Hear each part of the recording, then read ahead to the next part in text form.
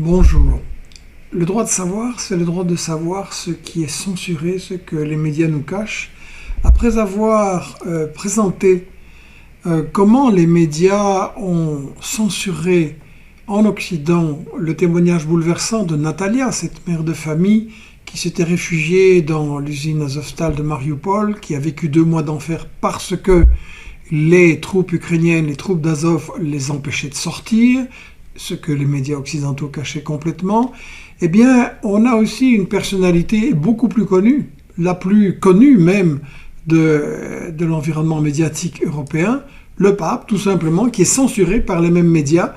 Comment je l'ai su? C'est parce que des camarades italiens m'ont signalé que dans le Corriere della Sera, ici à la une, avec le rédac-chef qui vient faire l'interview, il y avait une interview très intéressante publiée, dont on a lu le texte. Le titre insistait sur le pape François, Poutine ne s'arrête pas, je veux arrêter la guerre, je veux aller le rencontrer à Moscou, et je ne vais pas me rendre à Kiev, ce qui était déjà un titre intéressant, mais dans l'interview même, c'était encore beaucoup plus intéressant. En fait, 3 messages. 1, je veux rencontrer Poutine, mais il ne me répond pas. 2, les aboiements de l'OTAN, je n'invente rien, c'est le terme employé, ont, si pas provoqué, en tout cas facilité la colère et la réaction de Poutine. Et 3e message, le commerce des armes est un scandale, il ne faut pas fournir des armes. Et donc, j'insiste sur ce texte, cette partie du texte sur les aboiements. Ce qui est intéressant, c'est que le pape, interrogé, dit « Oui, bien sûr, Poutine n'arrête pas la guerre, c'est un problème, c'est une grande souffrance pour les gens, mais j'essaie aussi de réfléchir aux racines de ce comportement. » Ça, c'est pas très habituel. Dans les médias occidentaux, il n'y a pas à réfléchir, c'est évident. Nous, les États-Unis et la France, on est les bons, les Russes sont les méchants, et le problème est très simple. Non, pas pour le pape. Et il se pose la question, franchement, honnêtement, peut-être que les aboiements de l'OTAN à la porte de la Russie, ben oui, évidemment, le fait de masser des missiles aux portes de Moscou et d'avoir fait, par un coup d'État, un régime anti-russe s'appuyant sur des forces nazies et bombardant les populations de l'Est et en leur empêchant de parler russe quand même, tout ça, effectivement, montre que le conflit n'a pas commencé le 24 février, qu'il a commencé des années plus tôt. Et voilà, c'est le pape, il le dit. Je ne sais pas si la colère de Poutine a été provoquée, mais en tout cas, elle a été facilitée. Et donc, pour lui, il y a une responsabilité des États-Unis et de l'Occident là-dedans. Et puis, il dit autre chose qui est encore super intéressant, le commerce des armes. Vous voyez ici, on lui demande, est-ce que c'est juste d'envoyer des armes aux Ukrainiens? Je ne peux pas répondre, je suis trop loin. Bon, c'est une façon un peu diplomatique. Mais il revient sur un thème qui est permanent chez lui. Le commerce des armes est un scandale, peu s'y oppose. Et alors il raconte une histoire dont on n'a pas parlé ici, mais on était au courant aussi par nos camarades en Italie. Il y a 2 ou 3 ans, un navire chargé d'armes est arrivé à Gênes. Il fallait le transporter, c'était des armes à transporter au Yémen.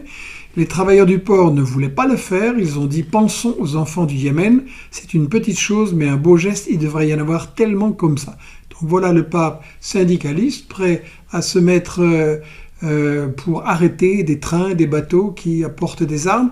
Et on va voir maintenant comment ces 3 messages, surtout les 2, évidemment à contre-courant, ont été répercutés ou pas dans les médias occidentaux.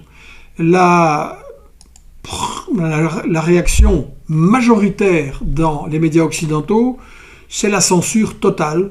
Le pape n'existe pas. Et donc, vous avez comme ici la DH ou la Libre, quotidien d'orientation très catholique, pourtant en Belgique. Bon, le pape n'existe pas. La radio-télévision belge officielle non plus. La privée non plus. En Angleterre, le Sun, un tabloïd, non, il n'y a pas de pape. La BBC, page cannot be found, impossible. Une autre télévision privée, idem. Dans le País, le quotidien espagnol centre-gauche, on va dire, ça c'est intéressant le País parce que il parle du pape mais sur des trucs vraiment sans intérêt, une analyse qu'il fait sur les belles-mères et une histoire sur des immeubles de l'église qui sont vendus à Buenos Aires. Bon, on parle de trucs mais on évite les sujets importants.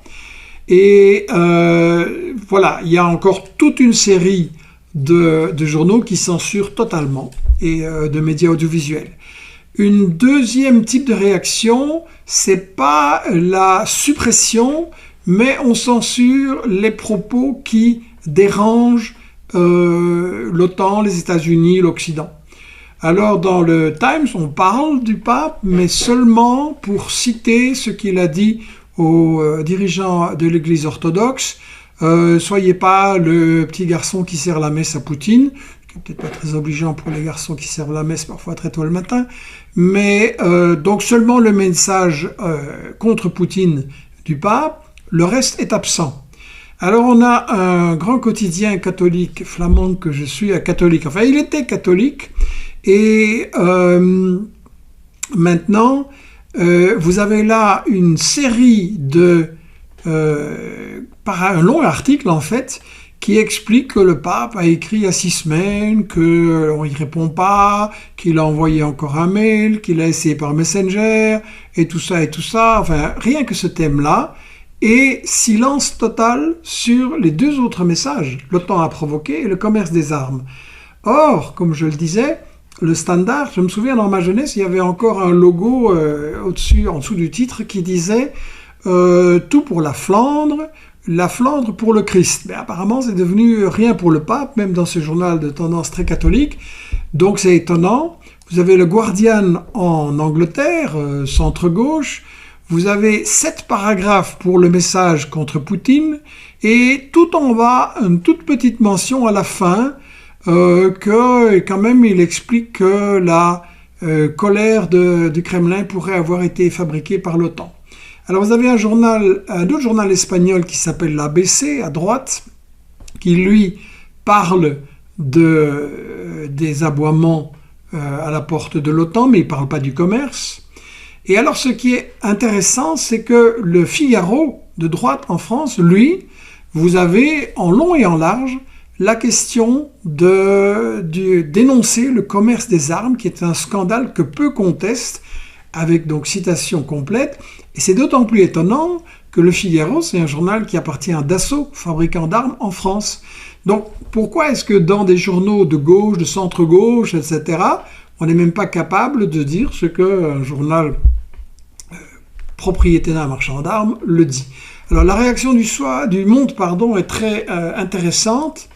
Le Monde, lui, il a un titre sur les aboiements de l'OTAN à la porte de la Russie, mais ça, il est gêné, et après il revient dessus avec un article critique, les ambiguïtés du pape François sur la guerre en Ukraine, et le chapeau dit, sans désigner clairement la Russie comme l'agresseur, il a même critiqué le rôle de l'OTAN. Vous vous rendez compte, critiquer le rôle de l'OTAN.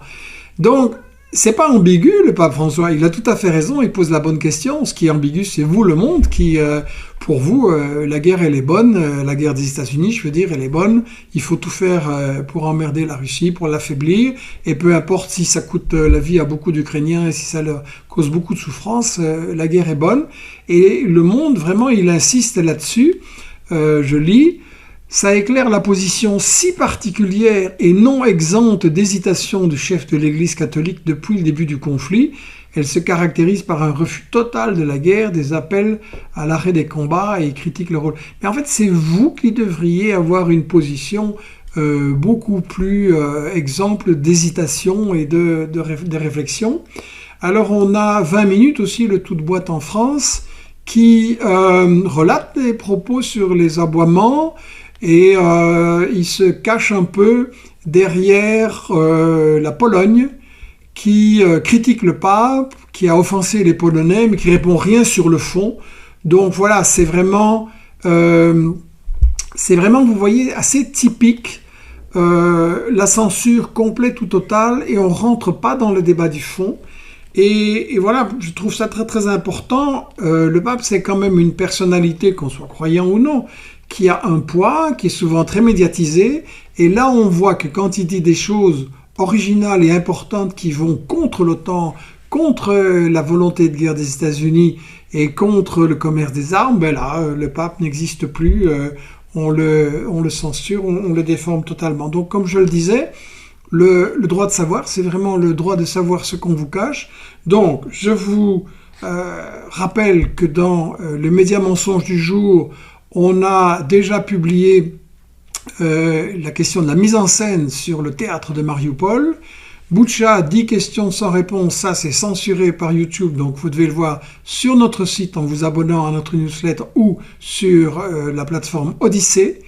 On a Taisez-vous Natalia dont je parlais, qui a d'abord été censuré par YouTube puis ils l'ont rétabli, donc il faut aller le voir.